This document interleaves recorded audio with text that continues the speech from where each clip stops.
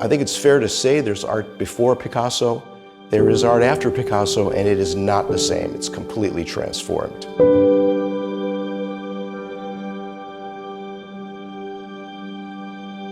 The Spanish are a wonderful culture, and they have an interesting concept called the duende. And the duende is sort of like a benevolent demon that visits upon certain people and gifts them with an amazing artistic genius. And Picasso really believed that he had the duende. And in many cases, he would create a work of art and sit back and contemplate that work of art and not even know how he created it. It's one reason why he didn't talk a lot about his work and about his creative process, because he was as amazed as was everyone else when looking at his work and imagining how he created it.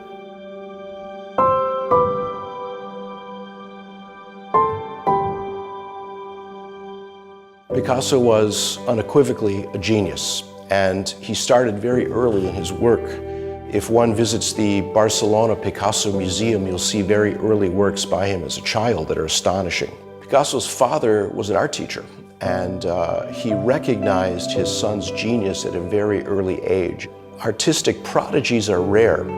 In music, they're more common because music's very self-contained, but art's very ephemeral. Art's very elusive from that standpoint.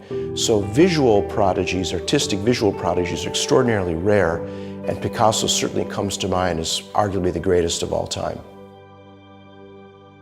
Picasso also worked in just about any medium you can imagine. Of course, he worked in painting and sculpture and ceramic and drawing and watercolor and pastel and monotype, etching, lithography. It just goes on and on. Between 1958 and 1963, Picasso revolutionized printmaking through the medium of the lino cut, in which he carved away the negative spaces of the linoleum to create these groundbreaking graphic masterpieces. In terms of his ceramics, he conceived of an idea of making editions of ceramics, taking ceramics, creating an image, and then making multiple examples of the same image, working with the most famous atelier in the south of France in Vallauris at the time, the Remy foundry. And Picasso produced 633 individual editions of ceramics in the beginning in 1947 to the end of his life.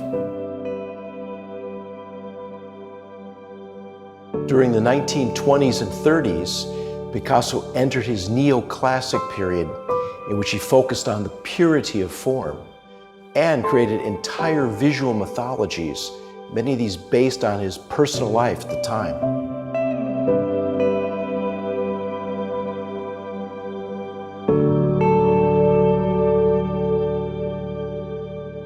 Regardless of the medium in which he worked, the name Picasso is synonymous with power, imagination, and virtuosity. It's very hard to imagine another artist ever again in human history being as influential, magical, or powerful as the great Pablo Picasso.